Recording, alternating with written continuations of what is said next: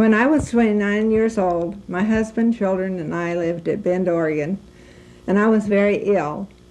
I heard that Brother Branham was going to be in Eugene, Oregon, preaching and praying for the sick.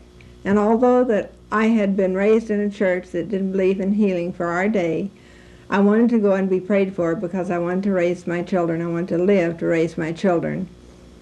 And so I went to the meeting, and while I was in the congregation, I felt a tug on my heart, and I gave my heart to the Lord. When it came my turn to go up to be prayed for, Brother Branham said, "You've came 120 miles to the meeting." And he says, "You came to be prayed for stomach ulcers, but says you have something worse wrong with you. Says, if you had an x-ray, it would show up you have TB. And he prayed for me, and I was completely healed. And I thank the Lord that I've lived to raise my children, and now I have grandchildren. And later we moved to Tucson, Arizona, and I had high blood pressure for a while.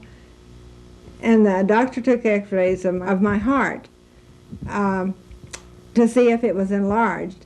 And it showed up my lungs, and it showed little spots on my lungs. And he says, we're going to have to take some more x-rays later. Says you have some spots on your lungs. And I told him that I had been healed of TB, and it must be just scars. And that I didn't want to have any more x-rays taken because they're not good for you. And he wanted to know if I had x-rays anyplace else in town, and I'd had surgery, and they had taken pictures of my lungs.